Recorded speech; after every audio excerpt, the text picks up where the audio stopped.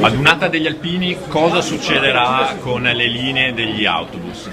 Allora, da giovedì 11 il percorso delle linee rimane invariato, a parte il fatto che transiteranno per circolazione esterno mura. Gli orari verranno modificati e prolungati fino alla mezzanotte. Mentre dal venerdì alla domenica avremo questa nuova configurazione delle linee a causa delle diverse chiusure della viabilità, in quale diverse linee verranno tagliate e non transiteranno più per il centro. Abbiamo cercato il più possibile di arrivare al centro, ma a causa chiaramente alle diverse chiusure abbiamo dovuto limitare l'avvicinamento al centro, però verranno anche modificati tutti gli orari di linea, orari che si protrarranno il venerdì e sabato fino alle ore 2, la domenica fino alle ore 22.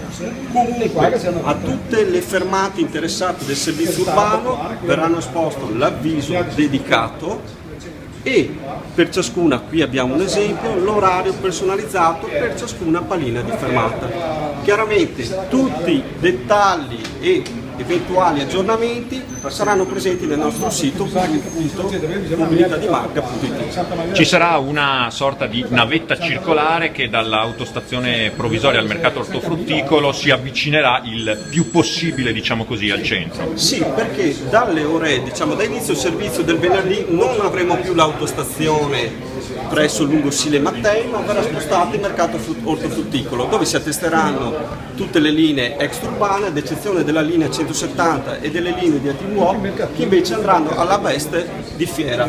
Questi due hub principali, compreso l'ospedale, verranno collegati dalla linea 88, che sarà una linea navetta circolare dedicata proprio alla Dunata degli Alpini.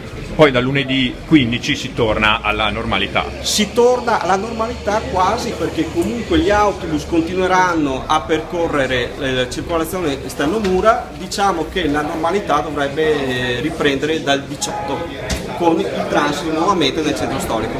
Siamo arrivati al punto più spinto rispetto alla possibilità di viabilistica. Ci saranno dei disagi, e la scusa ovviamente di MOM, ma di tutti noi, ma più in là non possiamo andare. Quindi le linee, come vedete, avranno dei punti non coperti, non è possibile nemmeno passare con la circolare, con la navetta, e quindi avremo dei punti di difficoltà. Questa è la problematica principale.